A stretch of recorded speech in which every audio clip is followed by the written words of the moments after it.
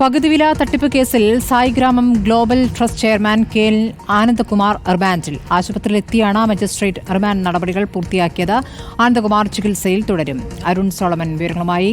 അരുൺ, ഇന്നലെയാണ് ആനന്ദകുമാർ അറസ്റ്റിലായിരുന്നത്. ഇപ്പോൾ എന്താണ് ആനന്ദകുമാറിന്റെ കാര്യത്തിൽ തീരുമാനം ഉണ്ടാകുന്നത്?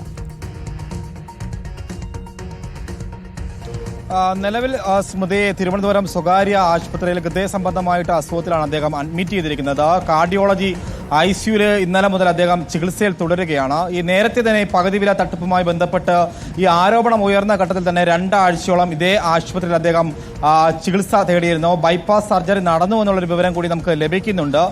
എന്തായാലും ഇന്നിപ്പോൾ മജിസ്ട്രേറ്റ് നേരിട്ട് ആശുപത്രിയിലെത്തി ഈ മൊഴി രേഖപ്പെടുത്തി റിമാൻഡ് ചെയ്തു എന്നുള്ളതാണ് നമുക്ക് അറിയാൻ കഴിഞ്ഞിരിക്കുന്നത്. എന്തായാലും അദ്ദേഹം ഈ ഹൃദയ സംബന്ധമായിട്ട് അസുഖത്തിലായതുകൊണ്ട് തന്നെ ചികിത്സയിൽ തുടരുമെന്നുള്ളതാണ് ആശുപത്രി അധികൃതരുടെ ഭാഗത്തു നിന്ന് നമുക്ക് ലഭിച്ച വിവരം.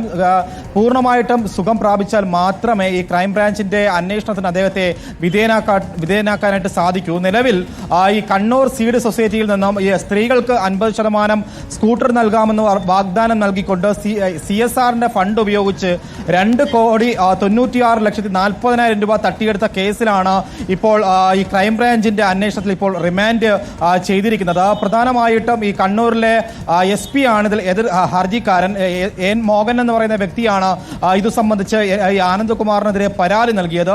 അതിന്റെ അടിസ്ഥാനത്തിലാണ് SP സോജന്റെ നേതൃത്വത്തിലുള്ള അന്വേഷണ സംഘം ഈ കേസ് അന്വേഷിച്ചു വന്നത്. ഇപ്പോൾ ഈ പകുതിവില തട്ടിപ്പിൽ അനന്തകൃഷ്ണനേക്കാൾ ഉപരിയായിട്ട് മുഖ്യപ്രതി ആനന്ദകുമാർ ആണെന്നുള്ള അന്വേഷണത്തിലാണ് ഇപ്പോൾ ക്രൈംബ്രാഞ്ച് എത്തിയിരിക്കുന്നത്. കൂടുതൽ വിശദമായിട്ടുള്ള ഒരു അന്വേഷണത്തിലേക്കും ചോദ്യം ചെയ്യലിലേക്കും കടക്കണമെങ്കിൽ ഈ ക്രൈംബ്രാഞ്ചിന് ആനന്ദകുമാറിനെ കസ്റ്റഡിയിലെടുത്ത് ചോദ്യം ചെയ്യേണ്ടതുണ്ട്. എന്തായാലും നിലവിൽ തിരുവനന്തപുരം സ്വകാര്യ ആശുപത്രിയിൽ അദ്ദേഹം ചികിത്സയിലാണ്. സ്മൃതി. ശരി, അരുൺ സോളമനാണ് തിരുവനന്തപുരത്ത് നിന്നും വിവരങ്ങൾ നൽകിയത്.